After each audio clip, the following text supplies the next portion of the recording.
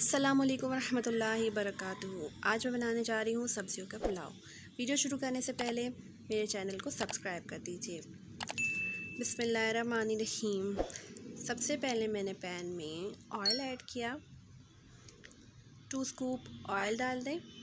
उसके अंदर मैंने 1 टेबलस्पून लहसुन अदरक का पेस्ट वो ऐड किया और इसे थोड़ा सा सौते कर लीजिए। और उसके बाद इसमें बारीक कटी हुई गाजर वो मैं ऐड करूँगी और इसे थोड़ा सा चमचे चलाऊँगी ताकि ये थोड़ा सा सौते हो जाए इसके साथ ही।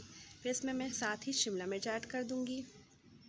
इसे भी थोड़ा सा चम्मच चला के थोड़ा सा मिक्स कर लूँगी, थोड़ा सौते हो जाए। फिर मैं मटर ऐड कर दूँगी।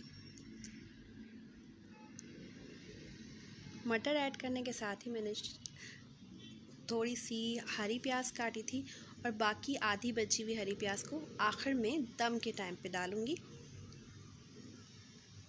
अब इसे ढक्कन ढक दीजिए ताकि थोड़े से मटर नरम हो जाए। और 5 मिनट बाद मैं इसमें आलू ऐड करूँगी क्यूब की शक्ल में कटे हुए। और फिर जब इसे ढक्कन ढककर रख दूँगी 10 मिनट के लिए ताकि आलू गल जाए। अब आलू सौते हो गए और सब्जियां भी सौते हो गई हैं, तो अब इसमें मैं सोया सॉस ऐड कर रही हूँ। ये 4 टेबलस्पून सोया सॉस है, 1 टेबलस्पून ब्लैक पेपर है, काली मिर्च और 1 टेबलस्पून कुटी हुई मिर्च और नमक 1 टेबलस्पून हस्बे ज़ायक़ा ले सकते हैं आप, जितना आपको पसंद हो नमक। और इसके बाद मैंने इसमें चिकन पाउडर ऐड किया और ये चिकन का स्टॉक है। ये 2 प्याली चिकन का स्टॉक ऐड किया है और इसमें मुझे थोड़ा पानी कम लग रहा था तो मैंने पौना गिलास इसमें पानी डाला है। अभी मैं इसे ढक दूँगी और इसके बाद इसमें बॉयल आने तक थोड़ा वेट करूँगी। जब इसमें बॉयल आ जाएगा तो फिर मैं इसमें आधा किलो तक चावल थे तो मैंने पहले से ही भिगो के रख दिए थे, वो मैं इसमें ऐड करूँगी। ये चावल ऐड करने के बाद इसे अच्छे से मिला लें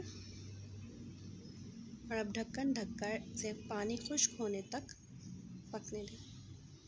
अब इसमें मैं ये हरी प्याज के जो पत्ते थे वो मैं स्प्रिंकल कर दूंगी और फिर से इसे दम पे रख दूंगी।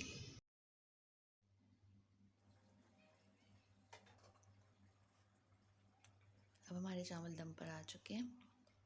अब हम इसे एक डिश में निकाल लेंगे।